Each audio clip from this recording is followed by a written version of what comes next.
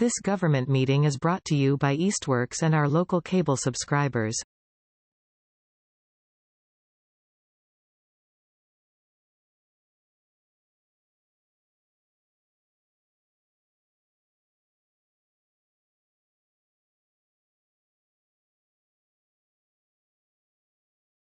Easthampton Council on Aging to order. And let us call the roll, or self-call the roll as at the meeting. So Stan, why don't you start, please? Stan Diamond here. Pat Bruff here. Crystal Cote Stowe's here. Cool. Cindy? City Trail COA Director. Marie Ferraro's present. Joe Banus? Kathy Schweitzer. Joe, just since we have two new members, are you going to introduce them and maybe say who has which role on the board for officers? Just so they know. You're going to put me, I can help. okay. Marie, I've met you, I believe, at some point. I don't know. About 3 years ago. I don't know when. Was it? It was in the context of the senior tax work-off program, Oh, STW. Oh, okay. in the pilot program. Pilot, and you were one of the applicants. The applicants, you and So you were the ones who interviewed you, sure. exactly. So And all I that gra- positive experience Yeah. brought you back here. I graciously moved toward reception and a few other duties, whatever is necessary, and here I am. Welcome. So thank you. Congratulations. We nice. have a pretty stripped down organizational structure, but basically it's, at present, I'm the chair. We have a vice chair, who is Tom, I believe. Yeah.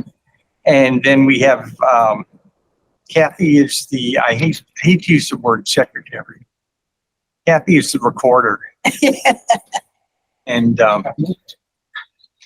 so thanks. We have no treasurer because we have no money. So, okay, very good. And Kathy, Carrie, I just met, I may have met you before, but I can't place it. I don't think so, but I never know. I met, well, if not, then I met Kathy out in the hall about 10 minutes ago. So welcome to the board, Kathy. And I understand that you do work or do some volunteer I stuff do for some the council. volunteer work, like classes. I'm in the fitness center, so I'm there quite a bit. Good for you. Well, welcome. Thank you. Thanks Welcome, very much. Kathy. Congratulations. And Tom, we're adding you to the attendance. All right. I was here before. all of Everyone's you. here. You have a full board. Yeah. Nice. Wow. So we have, 1, 2, 3. Yeah, you're good to go. Okay, let us continue on with the agenda. Item 2, acceptance of minutes from the February meeting. Everybody has seen, and Kathy, I think you did a great job. But has everyone seen a copy of these? Or, Kathy, you weren't here. No, so it's You okay. don't get to vote on it. Okay, anybody have any corrections or everything look good? I just had a few little edits and I sent those to the whole group. I renamed it Cindy's suggested edits or something like that. And I was just about to get that out.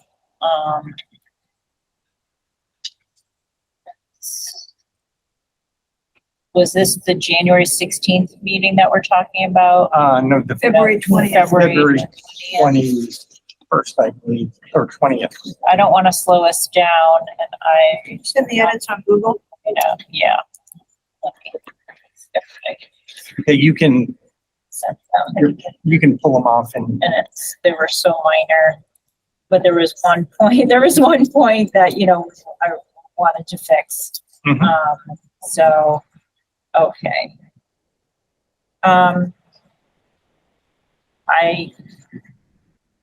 I don't know, so I won't stand in the way of approving them, and I could always correct it next month.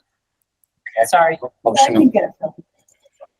Has to be approved, it has to be approved by the whole board. in Well, it can be order to approved. change. The final version It can be approved with the recommended changes.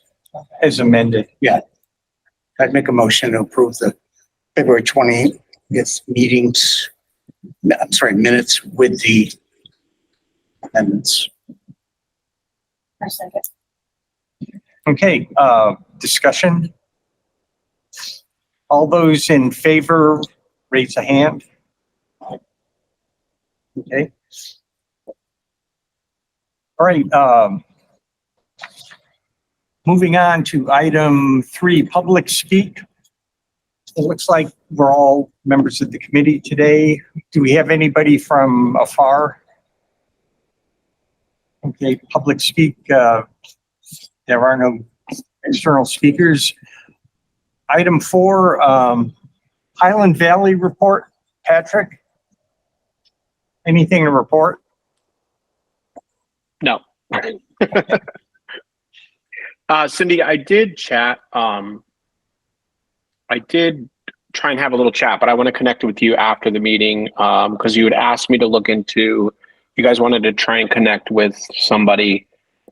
And I don't have my notes in front of me, but I wanted to chat with you after. So we'll connect then. Okay, Okay. All right,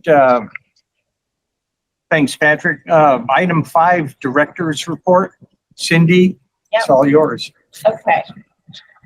Looks like, we might need to move one item on my agenda, which is, nope, never mind. I'm doing, usage and hours. Okay. I'm going to share my screen when we get to usage. Sorry, we're slowed down because we got in here late. Quite late.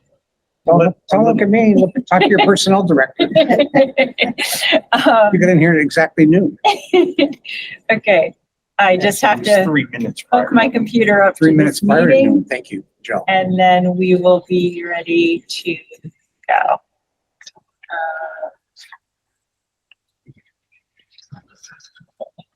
This meeting's link, join. And I'll turn off the sound so I don't blow your ears out. Okay.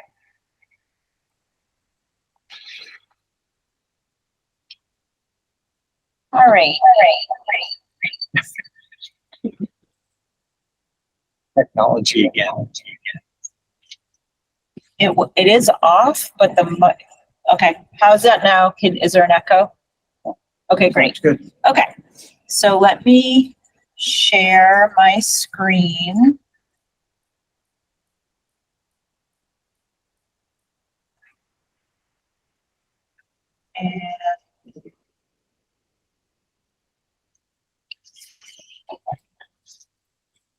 And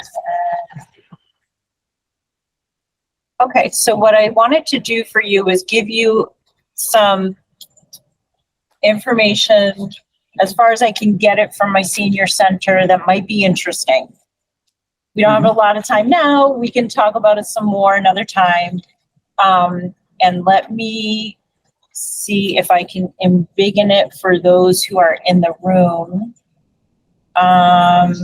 Let's see how we can make this bigger, and then I'm going to, but I'm going to go over it verbally so everybody can hear what I'm talking about. That is so tiny. It's not horrible. Let me see if I can zoom. Much better. All right. Maybe a little more too good. Oh, God. Okay. All right. Keep going back. Keep going back a little bit. Maybe Okay. one more iteration should do it. All right. Here, let me just, Start with there. all right. Let us just Oh my goodness. It's not going to be great, people, except for people who are online. Okay. So what I'm doing is I'm trying to look at how many people have been joining the senior center, as far as I can tell, keeping in mind some of the people who join are not just the participants who use the center, but I also, since I've come, I've been adding in the people who come to the center to present, or city staff or whatnot. And I'm trying to code everything in there as to who is who. Nobody was doing that. Nobody was saying, are they a participant? Are they from the health department? Mm-hmm. So that's a work in progress. But you can imagine, out of all of the people who use the center, if there are 10 people in there who work for the senior center, that's not a big number. So we won't worry about that today. So I wish I could show this to you better. I really can't. Okay, so in this fiscal year we're in now, our fiscal year goes July to June. So this goes through February. 261 new people have joined. And if you consider that we have just over 1,000 active people this year, all time, the list of active people since we got the database is well over 3,000, but that doesn't mean they were all active since July. So I think it's about 1,100. That's on my other screen. I'll show you. So that's a lot of new people joining, 261 so far, and it's an average of 33 per month that seem to be joining. And we've changed so that, say you come in for fuel assistance, or you come in for a SNAP application, or just to get your toenails clipped, we're making you a member. You're coming in, you're using us. In the past, if they thought somebody only used us like once a year, they didn't make them a member. But we are, because they'll use us again, hopefully. Okay. And then last fiscal year, so the first full year that I was here, an average of 33 people a month joined. And by the end of the year, almost 400 people had joined. Now, moving over, whoops. So moving over, yeah. Can you take questions or? At the end. Okay. Okay, so my first year, I came October of 2021, in a month after we reopened for the pandemic closure. Now, keep in mind, during the pandemic closure, which I presume, just like everywhere else, was March 13th of 2020 or thereabouts, and then we were closed until maybe through August of 2021, the COA was doing a lot of work while we were closed. There were Tai Chi classes outside. There were birthday and wellness calls made. There were masks and tests delivered. There were vaccinations done. So what you're going to see here is, to me, really interesting. I'm going to skip over 2021, 2022 school year. I'm going to go back to the beginning just so you can see. So the first months of the database was just the spring of 2018. Clearly, we uploaded 340 people in our first few months. Trust me, this was us uploading people. This was not people checking in, because people needed to learn. It took them like 2 years to learn to check in. They just blasted right by the reception desk and just went on their merry way. So the first year and I did some research on our database and found out that a lot of those 340 people were already dead. I'm not kidding you. They just uploaded like some big list, and we've been cleaning it up. We have done a lot of work to check out. So there wasn't a mechanism to pull deceased people off that. I don't know what they did, but they had people who had died in like 2014 before we ever got my senior center. So whatever they did their best, and we're cleaning it up. Okay. So we're not even going to give you a monthly average, because that was just a part year and they were uploading. So then the next full year, 2018 to 2019, we had, just to give you a baseline, an average of 32 people per month joining. So that seems pretty typical. based on our years. And you can see there's no huge bump in any one month. So that's good. That means it's not like somebody got a big list and uploaded a ton of people at once. Okay. The first year of the pandemic, obviously the pandemic was just March through June of that year. And you can see as we go down, just some typical numbers. And then you can see it really tanks March through June, hardly any new people. And any new people we had, they probably gathered just as they were doing phone help, you know. Then the next year, so the average was only 21 per people a month joining. That just really seems to me, my speculation is pandemic impact. And then if you look at the full-on pandemic, July 2020 through June 2021, you can see very, very low numbers. And all of a sudden, look how it jumps in February and March. I think what happened there was that they got the CARES Act money. They were handing out masks. They were handing out tests. They were delivering meals. They were doing so much work. 2020, 2021. Yes. Because it also vaccines were here. Yeah. They had clinics. There was so much going on. How many of those people that they signed up in those moments became active participants? That I don't know. That would be a real deep dive, and our database doesn't make it real easy to find things out. And then you can see after they uploaded all those people, it tanked again. May, June, nothing going on. I mean, they were doing work, but no new people joining. That's what we're looking at right now. So your average was basically our typical 33 people per month, despite the pandemic, because clearly they were helping new people. And so what's interesting to me is that the first year of our recovery, so July through June 2021 to 2022, look how low. 19 people per month are joining, and you can see the monthly numbers are really small. That November 2021, as many as 41 people joining, I think is because there was a special meal that was delivered like Thanksgiving, and they added new people in, probably Highland Valley meal. So when I came in October, I noticed that, oh yeah, November, that's what I was here. That's what that was. That was that meal. You can see this, the numbers were so low of people, new people joining. Well, what happened then was that you can see in July through August of 2022, we're starting to go back up, and we're going up and up and up. And then I don't remember what happened last February that we had such a huge bump in new people joining. There's probably some good reason, like Sarah the Fiddler. The fiddler performing. Okay. She knows, she was there.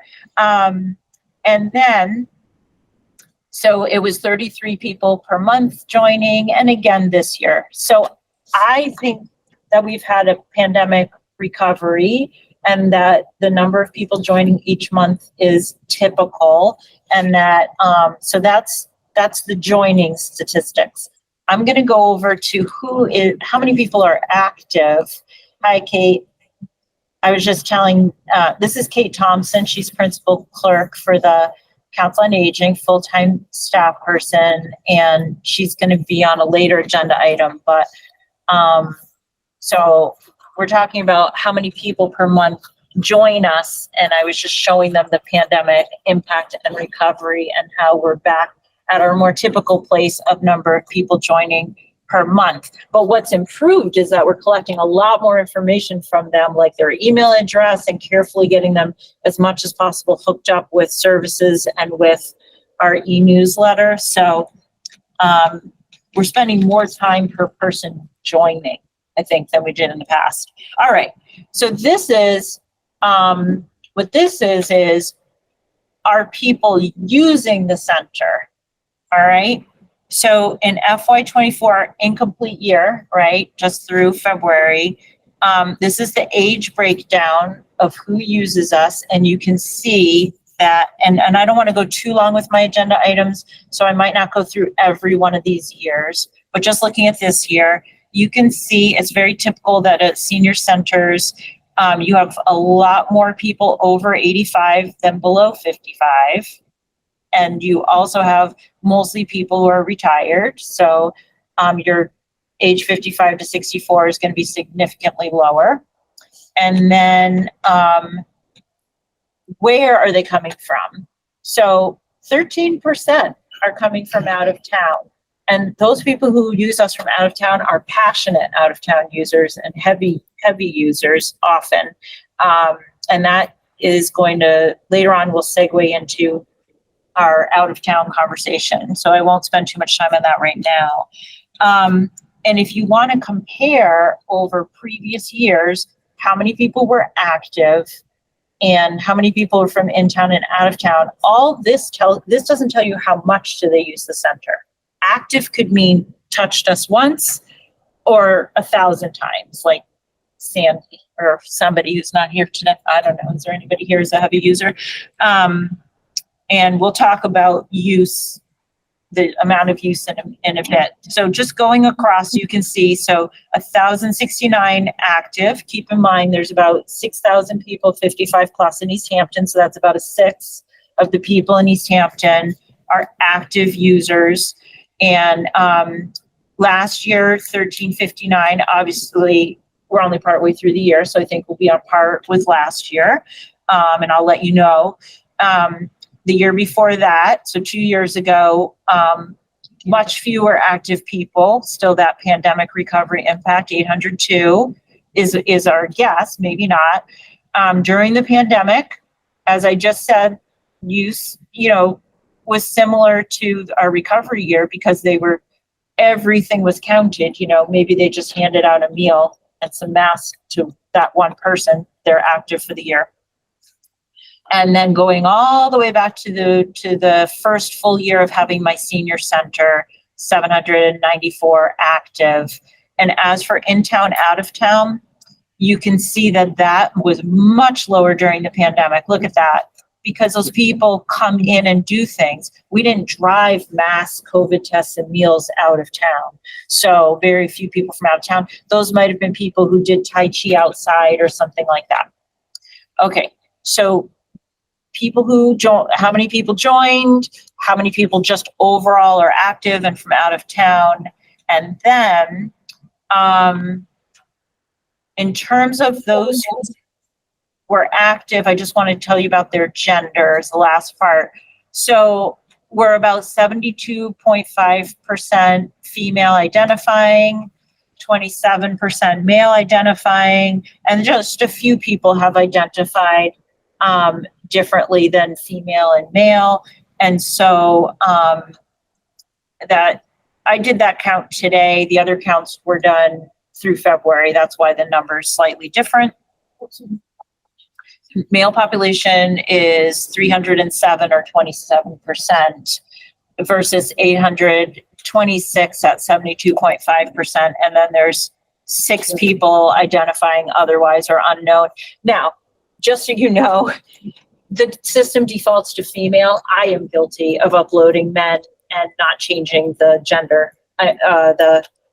So there's a few errors. You seek to redefine them. Yeah, apparently. I got to go back and correct my mistakes. Okay. Wait. And then all time in my senior center, I told you that number's higher. 3,291 people have been involved with us since we started using my senior center, including the ones that, let's blame Linda, our former director, that she dumped into the system who were dead. And then all-time 85% were in town and 15% were out of town. And then since we started, we've recorded that just over 300 people. So just 10% of our list of all time is deceased. So just knock off. So it's around 3,000 people who are not deceased have been involved with us all time. So if you look at the fact that it's about 1,100, 1,200 people are currently active out of the all-time number of 3,000 who were active with us, or 3,000 who were on our list. They may not all have been active in every year. So Cindy, just go. And actually, this is a great time for questions. Good. Okay. The first one is, will you send the links to us afterwards? Yeah, I can send this. The second one is, active, if I understand it, is not, there's a difference between making use of the facilities, what you usually think, and stopping in because you want to get a free tests or whatever. Well, we don't record people who came in for a COVID test. If you want something from us, Yeah. it other than you're clicked in, because like, let's say all you did was stop by to grab an AARP tax packet for your tax appointment. We wouldn't necessarily click you in under your name. We would just say somebody stopped by for taxes, but you have a tax appointment and you will be clicked in for your tax appointment. So you are clicked in at some point during the year. So that's what that, but if somebody is not a member that, and they just stop by and ask a quick question, obviously we're just anonymously going to tick off, so what this doesn't, that reminds me. So what this doesn't show you is how many people called us, like daughter who lives in Michigan. That's a service that we talked to her because her mom's going to be moving to Easthampton. So yes, that's not recorded in this. That's recorded in our logs statistics.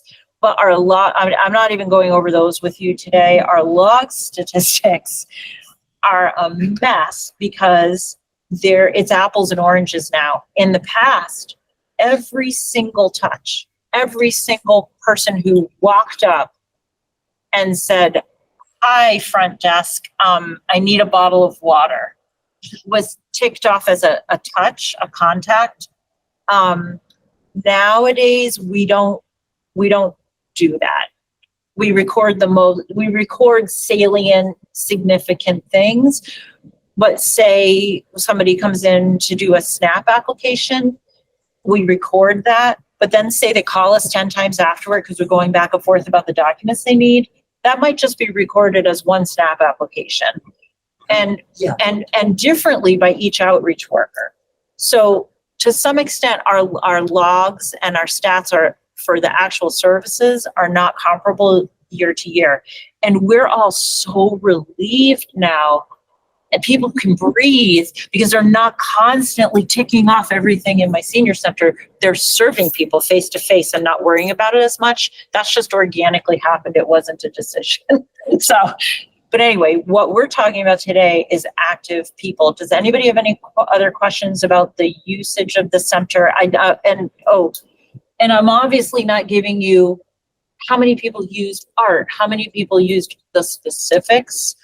That's in our report we sent off to the state, and I can share that at some point. Okay. Yeah. From the point of view of, for each individual name, for each person, does your database give you information on what activity and each time they come in? Yes. So you could take Marie, for example, and you could give us a printout of the data that you got from Marie. And can you also aggregate that data? Let's say you wanted to look at different people who use the center extensively versus those who don't use the center, which might identify areas that, of an untapped market. Yes. So one of the things I looked at, which isn't here because it would take too much time, but I can do it another time. I looked at check-ins, which is what we call it when you scan your card. So I looked at the check-ins, and what I found was that, yes, 33 people a month are joining. Yes, 1,100 are active all year. But we have more people today. So the number of raw check-ins hasn't changed that much, say, this year over 2 years ago. But the number of activities that each person does and how often they come in for those activities has skyrocketed, which means we have super fans. And that's really important because when we try to prioritize what kind of programming are we doing, we want a balance of old favorites or things that are working really well and serve the people who really use the center a lot, and a mix of new things all the time that might attract new people or bring in existing people who want to broaden what their options are. We want to do both. As for what you're saying, Joe, unfortunately, we don't yet know how to use the reports function in my senior center. I've played with it. We need more training. Well, you create your own report templates and learn how to populate them. Mhm. We can go into the activities. We look at how many people are using those activities, and we can look at each person and see what they've done individually.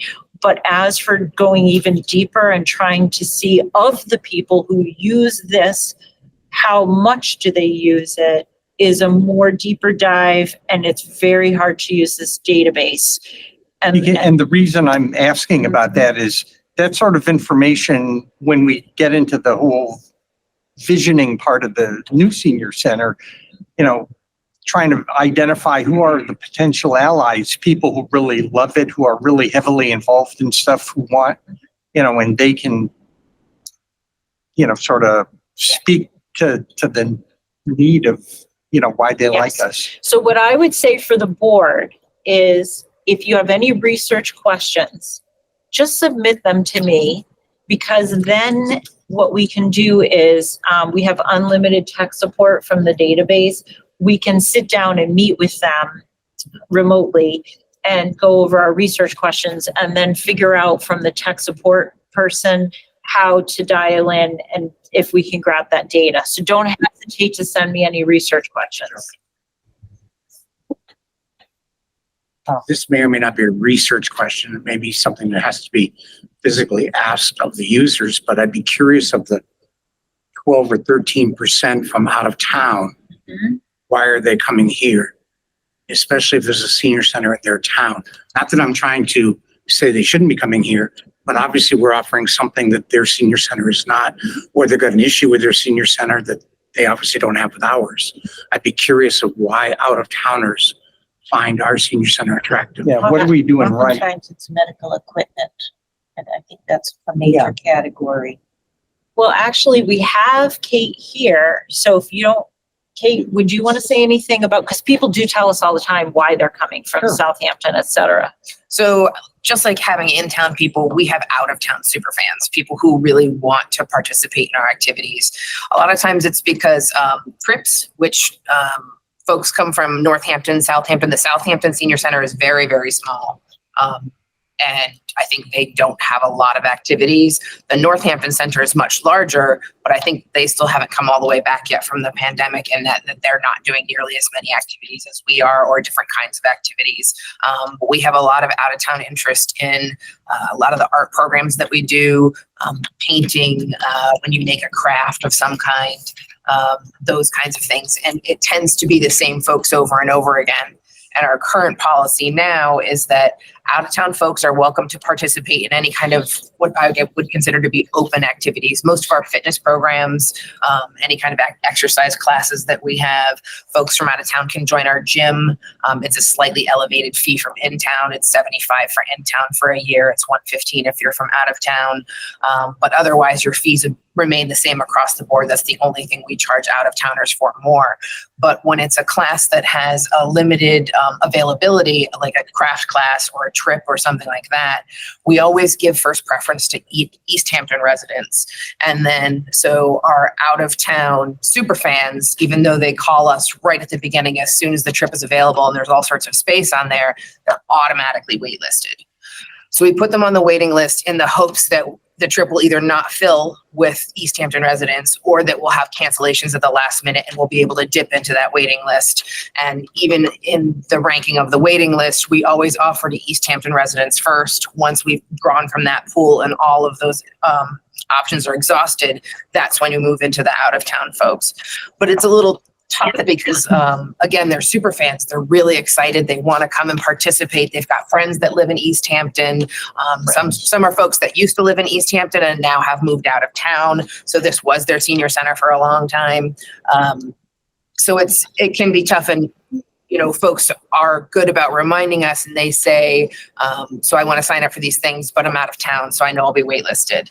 And so that's one of the things that we wanted to talk about today was if that is a policy that should continue, or if we should not be having preferences, especially for some folks from Southampton who don't have hardly any programming at their senior center. So let's, Okay, could you pause her on that till we get to that agenda item further down? okay, what you wrote in that. Yeah, What was that? she's still, Crystal, do you have something to contribute right now, or is it about the current session? Okay, you're up. All right, great. Cindy, I have extensive training on my senior center, so I can show you how to pull any reports that you want. I was actually going to ask you. I figured it might be faster than going to my senior center. Yeah. Yeah. So we could sit down sometime, maybe you, me, and Kate, or you, me, and Dawn, and look at, Yeah, and I can show you how to pull special reports. When you create a report, so say you wanted to do it for a grant, you would just pick the people that are attending that activity, and then you would sort them to be in that group. And then every time they participated, it would give you the duplicated consumer report. Yeah. Louise? Yeah, I've got a question. Unfortunately, I cannot say I know the database, Cindy. Nothing such useful to offer. But when you're talking about that, do we know, this is something that has intrigued me.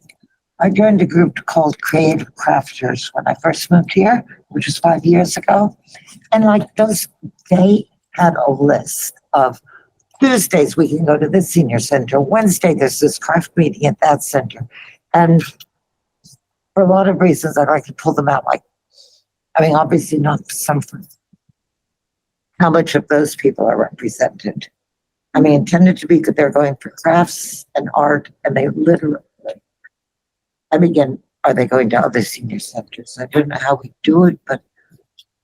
Okay, just be aware that, we've got a couple I other was just gonna things. say, what time are we at? I think we need to sort of wrap up this part. Are you coming back to that policy question? yes, that's later. So did you? I wanted to wrap this Wrap section this up. up so All we right, can move good, on. Yeah, good. So, but thank you. I know where to take that too. okay, so item 6, old business picnic at the park. Okay. That was something you wanted to. And also I know on my director's report, we didn't get to hours, but we have there is nothing to report there. You'll see in the next newsletter that we've gone back to our 8 to 4 hours unless you have a class. And so that's where we are right now with hours. Okay. Picnic at the park.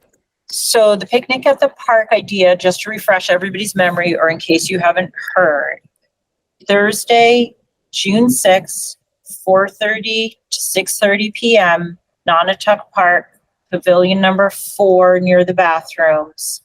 We're going to have Hamels do some kind of unless there's another idea but so far they're available and people seem to like them. Some kind of grilling or barbecue style picnic. And we have music. Tom Carroll, who is guitar and singing, will do background music. And then the goal is to meet and greet each other, 55 plus, and city officials, city government members, leadership, or other representatives of departments. And we're shooting for maybe 75 to 125 people. The pavilion is big enough that it's going to be rain or shine. And we need volunteers from the board that day to be there and schmooze. And I know the board at our last meeting decided that you wanted to be missionaries for things the board is working on. We have a few people who offered, like I know Kathy did and Pat did. I know you both have vacation to consult with me after I got like the basics together about how we would recruit people for this, especially from city government and then from among the seniors to come. And the mayor's office will co-invite people with us. So we did put it in the newsletter that's coming out on Thursday, and the e-news will come out on Thursday, and then we'll do a news flash with a save the date, but we'll need everybody to share it to their own networks, and shop it around to different maybe committees that are relevant to us. I don't know if somebody should go to public speak at city council and officially, I mean, I sent the city councilors an email already. So that's the update. Oh, Okay. I think it's something that I haven't seen us do before, and I think given the circumstances of where we are now, it's a good time to get out and. Patrick has his hand up. Just what time was that? What was the time frame for that again? 4:30 to 6:30, and it would be a come and go. Okay. Yeah. Does anybody have a sense before we close this item of whether you think this population would prefer your like hot dog, hamburger, veggie burger kind of thing, or an actual barbecue, like, you know, ribs and chicken kind of thing? Because we could do either. I mean,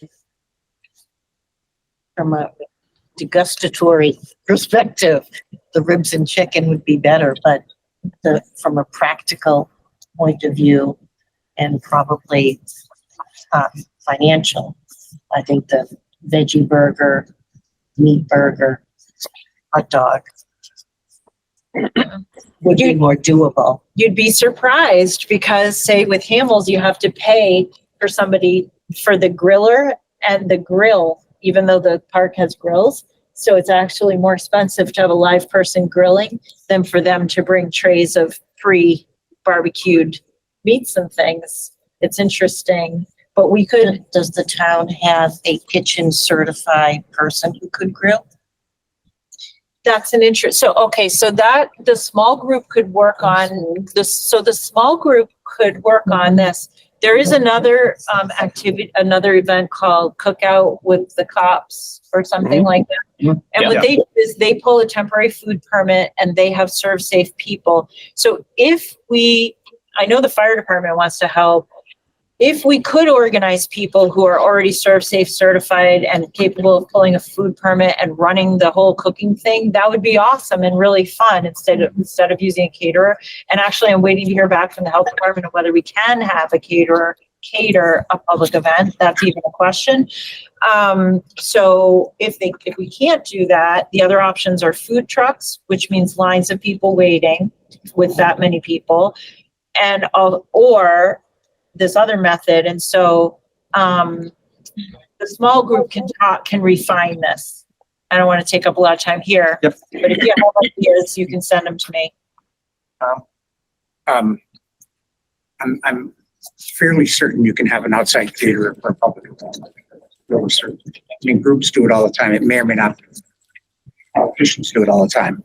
Office partners. My only concern about getting folks to work is that then they're not mingling with the rest of the crew. They're behind a grill. And there might be somebody behind a grill that you would love to talk to or mingle with. I'm also not sure about the type of food that's going to potentially mean I'm sitting down eating rather than I can have a hamburger in my hand and I can mingle around. So what makes me more mobile? You almost, I mean, I know not corn.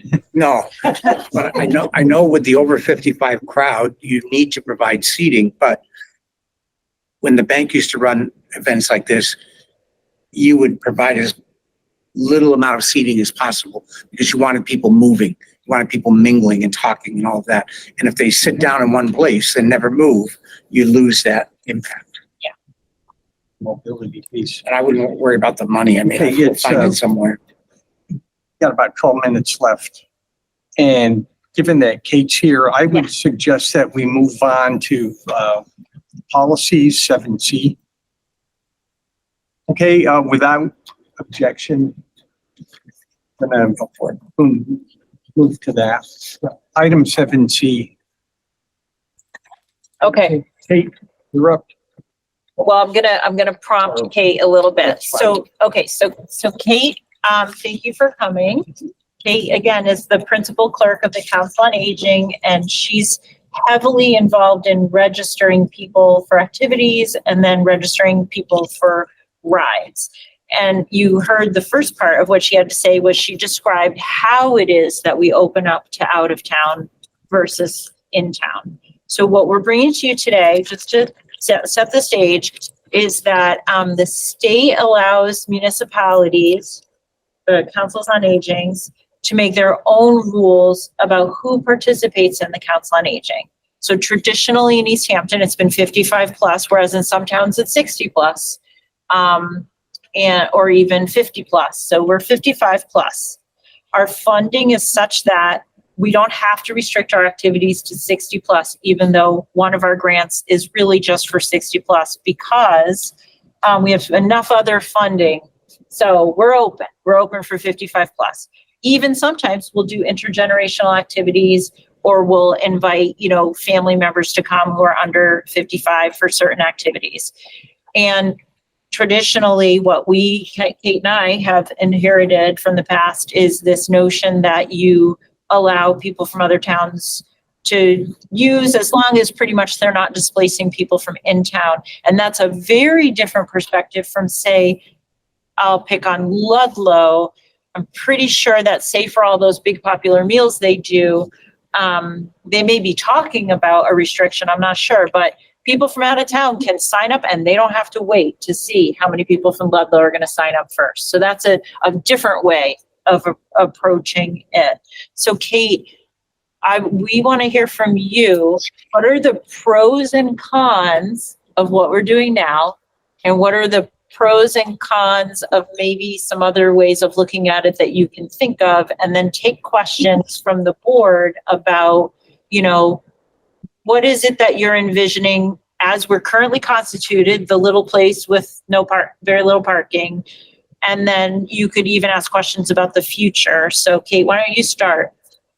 Okay, well, the pros are definitely the fact that Easthampton residents get preference, so they are the happiest.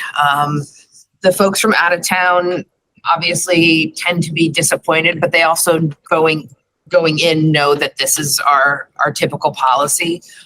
One of the things that we could consider changing is either opening it up to out-of-town folks altogether, with the exception maybe of some things that are funded by special grants, because I don't know if then that would be Easthampton specific residents or not, but that's something that Cindy could determine based on the grant, I guess. But the other thought would be to have a time limit. Once the newsletter is out for, say, 1 week, then open it up. If it's not filled with Easthampton residents and there's still space on there, that folks could have that option to get on that list. That's when I would just automatically move people up from the waiting list onto the regular roster if there's still space. And at that point, it's open to anybody. Now, that means that some Easthampton folks will get shut out, but it's the early bird catches the worm. So we usually recommend to folks, if it's important for you and you really want to attend things and go on things, then you really have to act quickly, because things fill up pretty fast. I mean, the trips in particular are very popular. We can sometimes have a trip fill up in 4 or 5 days. And the same thing too with certain art classes. They'll fill up pretty quickly. And I would add to that the way we do it now is we wait until so late in the process, close to the date, I think it's a week ahead of the activity, to let people on the really popular things. It's actually what we do is we always make reminder calls for our events, and the more popular the event and the longer of a waiting list I have to draw from.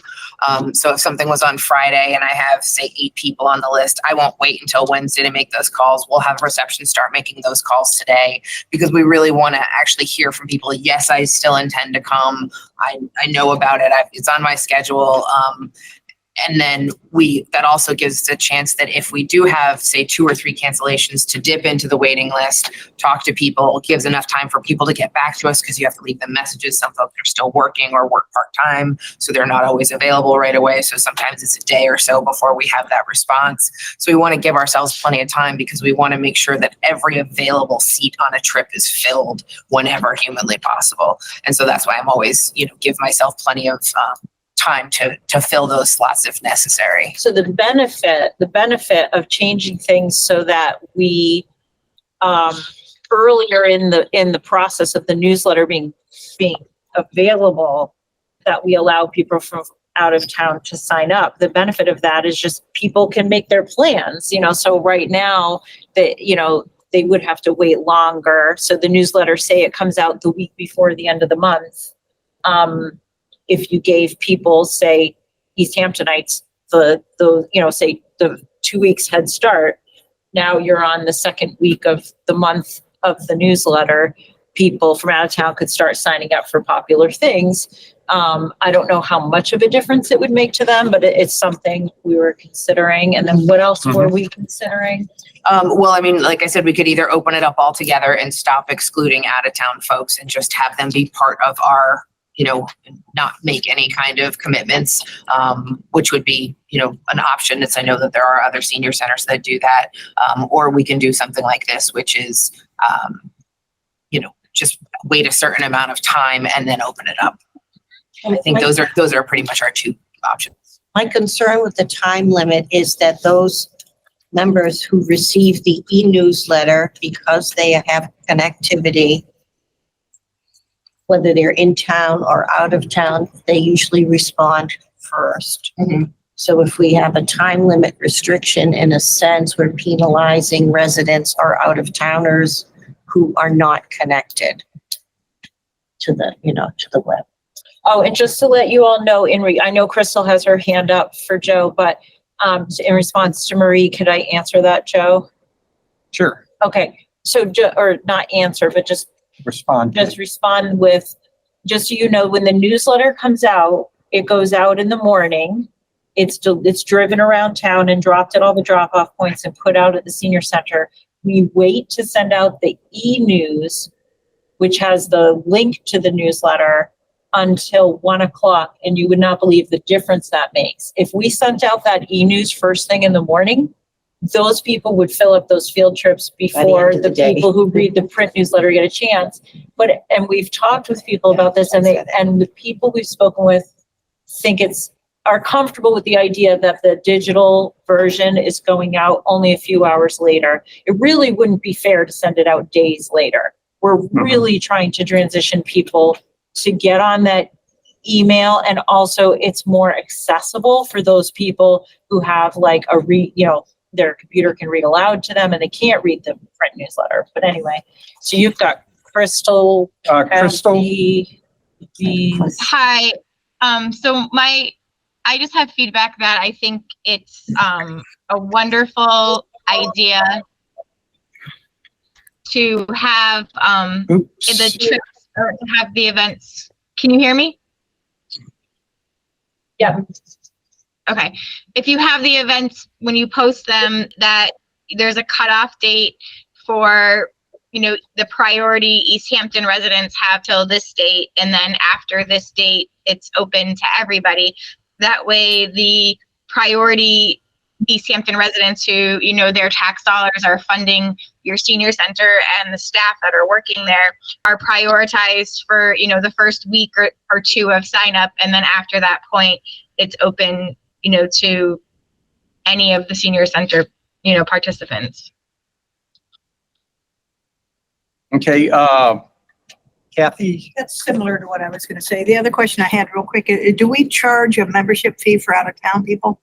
So now when I joined Northampton, as an outsider, I had to pay a fee. Oh, really? No, I've never heard of that. I've actually never heard of anybody charging for a senior center membership before. I didn't know that there was Because I was out of town. So. Okay, Louise? Question. And incidentally, I just joined Northampton Senior Center. There was no fee. Maybe they did away with it. But, when we say trips, are you talking about the overnight trips that there were a few? No, that's run by the Friends. That's a completely different thing. We only ever do day trips. So it's usually, lunch somewhere or going to a museum, something like that, or, two things in conjunction, Butterfly Museum and lunch at Wolfie's. Okay, That was half my question. The other half is, Louise, how about if we just deal with half of the question? Because we had some Kathy down here and we're running out of time. okay, I could have asked my question to that one. Okay, Kathy? The space is so limited, and do you ever have any trouble filling trips? I know that sometimes when if you call, they are full that day. Don't even wait till tomorrow. It depends on the kind of trip.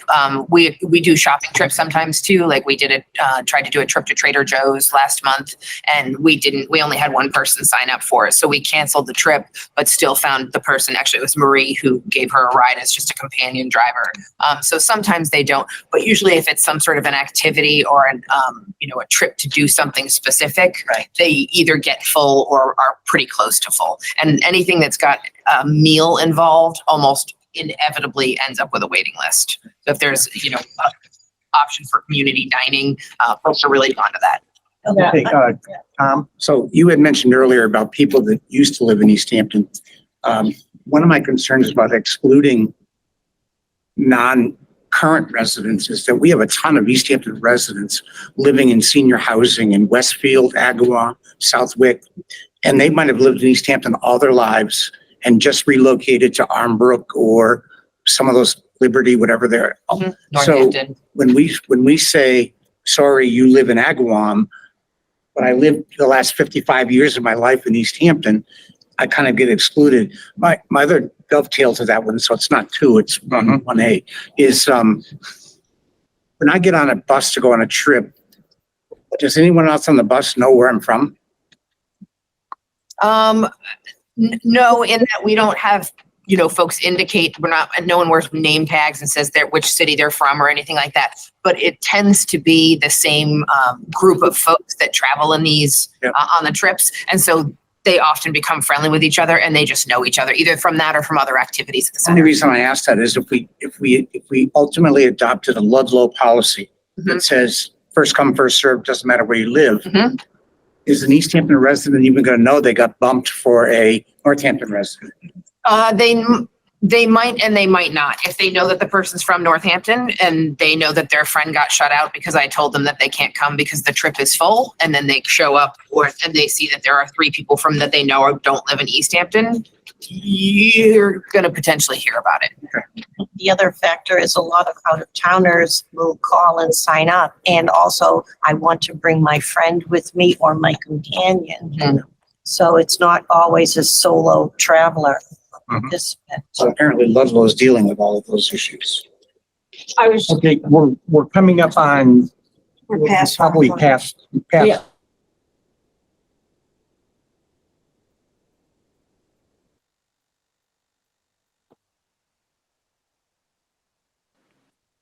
Stan, can you hear me? I hear you now. Oh, I think they bumped us out. I don't know. They seem frozen as well. Yeah, we'll give them a second, see if Yeah, they pop back in. They must be frozen. I don't even see them listed on there anymore. Oh, maybe. Well, I'll make a motion, Stan. Do you want to adjourn? I second. Crystal? All in We'll give favor? them another minute, see if they pop back in. Okay. We all are. Oh, wait. Oh, wait. Hi, everybody. Are you able to hear me? We can now. We can hear you now. Hang on a second. We made a Okay. motion to adjourn already. So what happened? Oh, the timer ran out. Look, we're still recording. People, what happened is that the laptop for the city, Yeah. even though it was plugged into power on top, Oh, the power lost battery. plug was loose on the bottom, so it died, but we are still being recorded and Okay. we still have you. We just have you on this on this one laptop, so you won't be able to see everybody. You can't see anything. Yeah, you can't see, you really can't see anything. There's something wrong with the camera on this. Yeah, that's fine. Okay, so Joe is trying to adjourn the meeting because we're over time. Okay. I'd like to make a motion to adjourn. Okay, Pat. Second, Stan seconded. Seconds. All those in favor, raise your hand.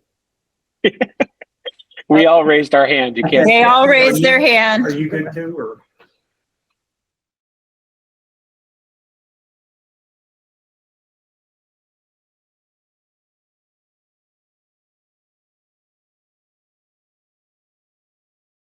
This government meeting is brought to you by Eastworks and our local cable subscribers.